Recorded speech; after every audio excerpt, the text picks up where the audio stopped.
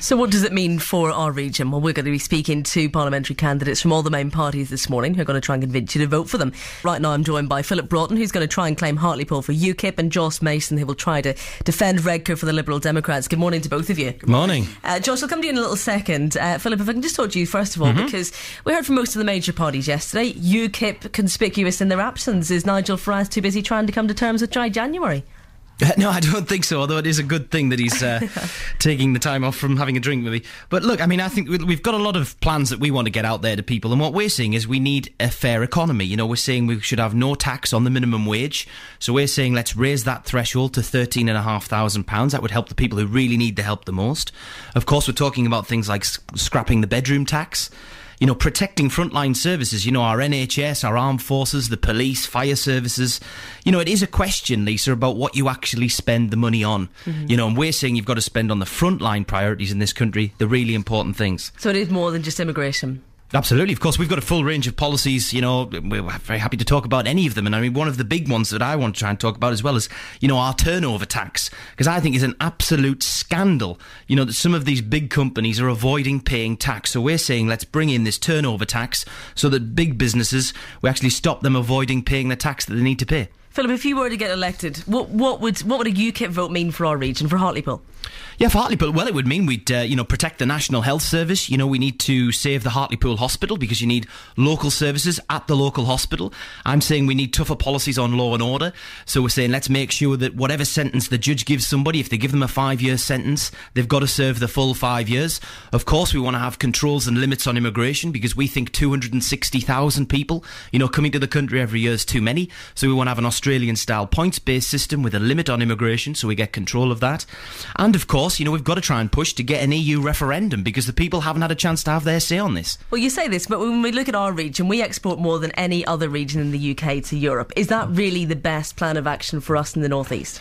Yes, I think it is important to give people the chance to have their say on the EU question. And, you know, a referendum would give people that say. Now, of course, I will campaign for an outvote. You know, I think we've got to make sure that we actually be friends with Europe, be trade with Europe, but obviously we're not run politically by Europe. But let's remember that Nissan did say that they would consider pulling out if this were to happen.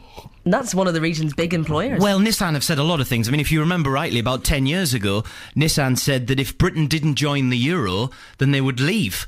You know, and we didn't join the euro and they didn't leave. You know, they actually built another plant. So, I mean, I think you've got to take some of these things into consideration, the politics of the situation. But I think, you know, it is important that we get out there and we say to people, look, UKIP is a democratic party. We want to give real power to people. Let's give people local referendums. You know, if 5% of the population want a referendum on an issue, whether it be big housing projects or wind turbines, then we would actually give people that real power and give them a referendum. Philip, thank you. Let's speak to Josh now. Josh Mason, who's going to hopefully try and defend Redcar for the Liberal Democrats with Ian Swell standing down. Nick Clegg was out yesterday as well, Josh. He was attacking the Conservatives and Labour. Nobody was attacking the Lib Dems. Does that show you the party's fallen? Well, I'm very glad to see that happening for a change, actually, personally. But I think that...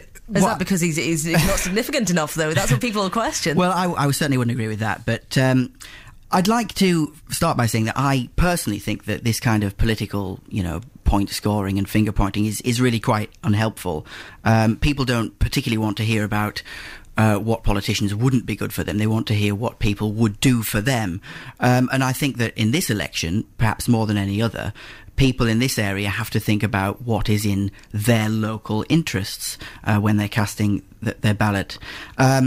It's a sad fact that in the 20 years up until 2010, manufacturing in the United Kingdom was reduced by 40%, and it's only actually in the last 4 to 5 years since the coalition government came into power in 2010 that we've seen manufacturing finally beginning to recover again. You're going to take credit for that then? Well, I mean, I don't think it's any great shock or coincidence that manufacturing has finally increased by 11% in the last 5 years after decades of decline. And that's particularly key in this area, which has traditionally, historically been a hub of industrial prosperity. And as you said earlier, we are one of the greatest exporters, the greatest regional exporter to the EU.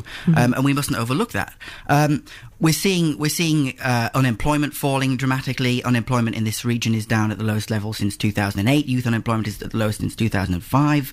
We're investing in young people, in apprenticeships. We need to invest shrewdly and think very carefully about the party that's going to maintain that progress and get us back to that industrial high point of our recent past. I don't think it's safe for a politician to be confident at any time, because we never know what's going to happen on election day, how people are going to cast their ballot, whatever we do. The national picture obviously has a very significant part to play, but I am confident of the impact that we've had on the North East, and I'm confident that given the opportunity we could continue that. We faced unprecedented cuts.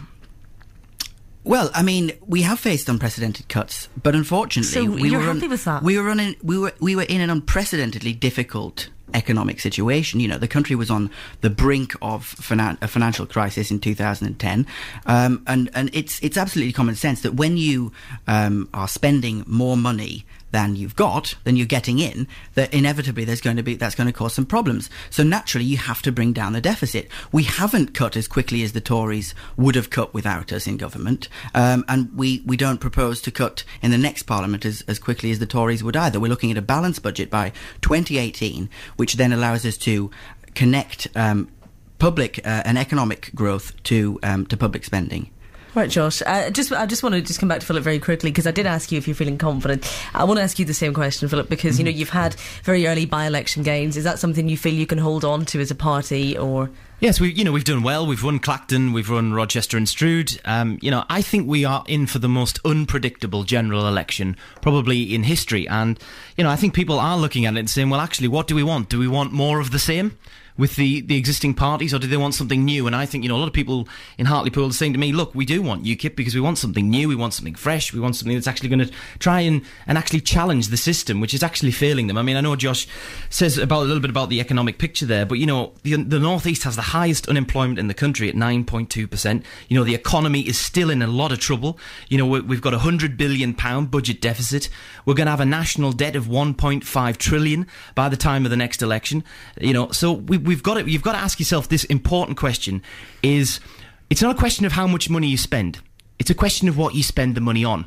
And what we're saying as UKIP is, let's actually spend it on the frontline priorities, our NHS, our armed forces, the police, fire services. Let's cut the foreign aid budget, which is £12 billion. Let's review the Barnett formula, which is actually giving Scotland £733 more than the poorest parts of the North East. And of course, let's get rid of that HS2. £40 billion on HS2 is going to make a train journey from Birmingham to London 20 minutes short. It's not going to do anything for the North East. Right, Philip, thanks very much. I'm aware that we do need to move on, but Josh, is there anything you'd like to come back with just before we go?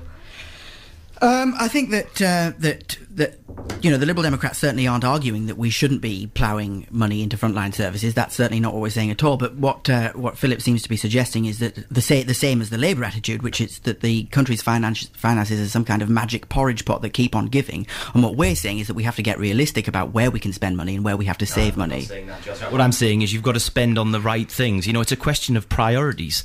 That's the question. What do you actually want to spend the money on? What we're saying is, why do you want to spend £12 billion on foreign aid when this country's struggling? Yes, let's spend £3 billion on foreign aid for the real humanitarian disaster situations, but let's actually spend the £9 billion of that on our frontline priorities. I mean, if you look at the police, we've lost 30,000 police officers under this government. We've lost 8,000 to 10,000 of our armed forces personnel. Now, I would argue those aren't the right sort of priorities. So it is a question about what you actually spend the money on. Thank you very much to both of you for joining me in the studio this morning. We'll continue looking at it, of course, throughout the course of the morning here on BBC T. Josh Mason there, who is standing for Lib Dems in Redcar, and Philip Broughton standing for UKIP in Hartlepool. 17 minutes past 7 now.